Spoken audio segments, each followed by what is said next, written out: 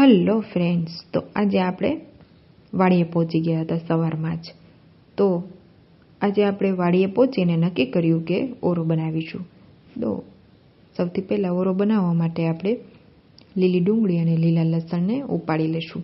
અને એકદમ મસ્ત એવા વાડીએ આપણા ફૂલ પણ ખીલી ઉઠ્યા હતા. તો આપણે સૌથી પહેલાં લીલી ડુંગળીને ઉપાડી લેશું, જેટલી જરૂર પડે એટલી.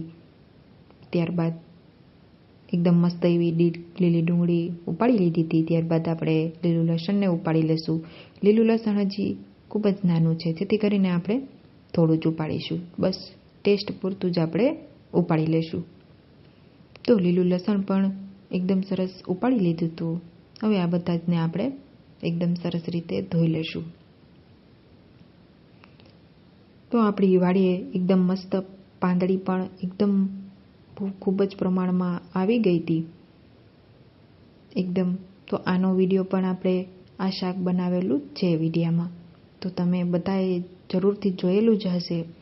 તમે જોઈ શકો છો, બહુ બધો ફાલ આવેલો જ છે. તો હવે આપણે બધું આ શાકભાજી ધોઈ લીધું જ છે. હવે આપણે રીંગણાને શેકી લેશું. તો મસ્ત એવો તાપ થઈ ગયો હતો, તો રીંગણાને તેમાં આપણે શેકવા નાખી દઈશું.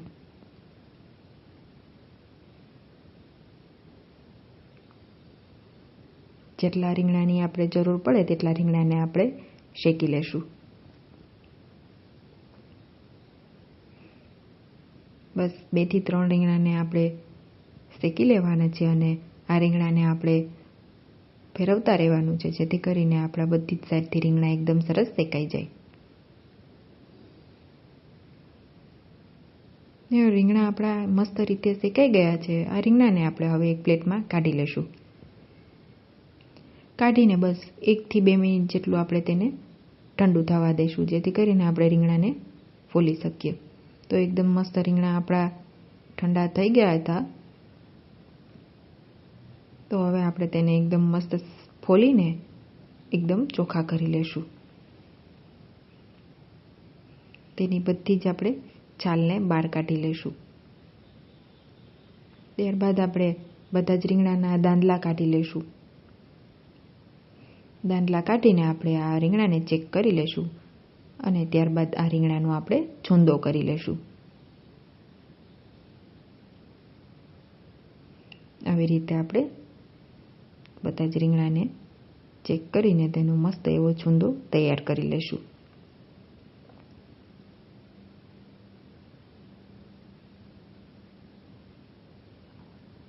જો છાલ હોય તો તેને આપણે બહાર કાઢીને મસ્ત એવો છૂંદો તૈયાર કરીને એક સાઈડમાં કરી લેશું.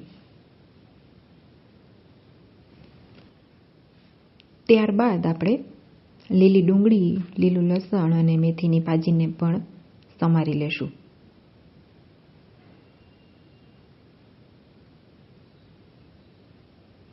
આવી રીતે આપણે બધા જને સમારી લેશું.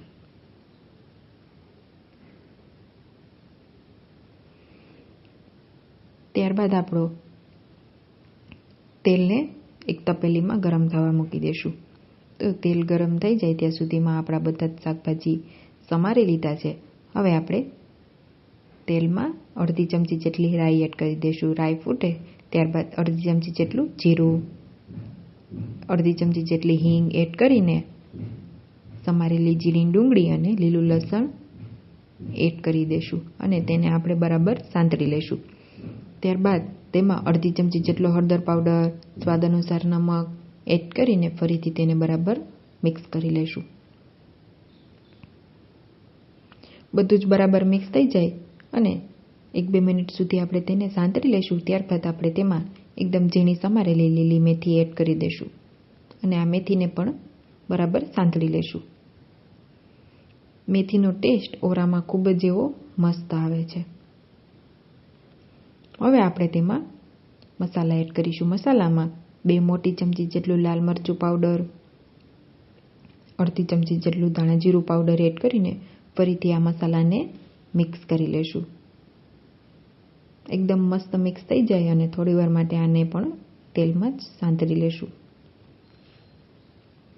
એકદમ બરાબર મિક્સ થઈ જાય અને તેલ છૂટું પડે ત્યારબાદ આપણે રીંગણા શેકેલા એડ કરી દઈશું અને તેને પણ આપણે એકદમ બરાબર મિક્સ કરી લઈશું.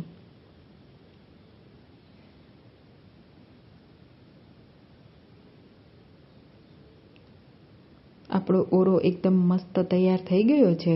તમે જોઈ શકો છો. આહા, કેટલો મસ્ત દેખાઈ રહ્યો છે. ત્યારબાદ આપણા ભઠ્ઠામાં લીલા મરચાંને પણ શેકી લેશું. લીલા મરચાંમાં અંદર કાપો પાડીને મીઠું ચડાવીને મરચાં પણ આવી રીતે બધી જ સાઈડથી શેકી લેશું. ત્યારબાદ આપણો ઓરો એકદમ મસ્ત રીતે તૈયાર થઈ ગયો છે. હવે આપણે તેમાં એકદમ મસ્ત એવી લીલી કોથમીર એડ કરીને આ ઓરાને આપણે એક ભાણામાં સર્વ કરી લેશું.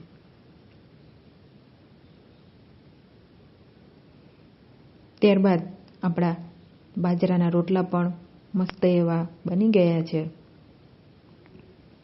બાજરાના રોટલામાં આપણે માખણ અથવા ઘી લગાવી લેશું.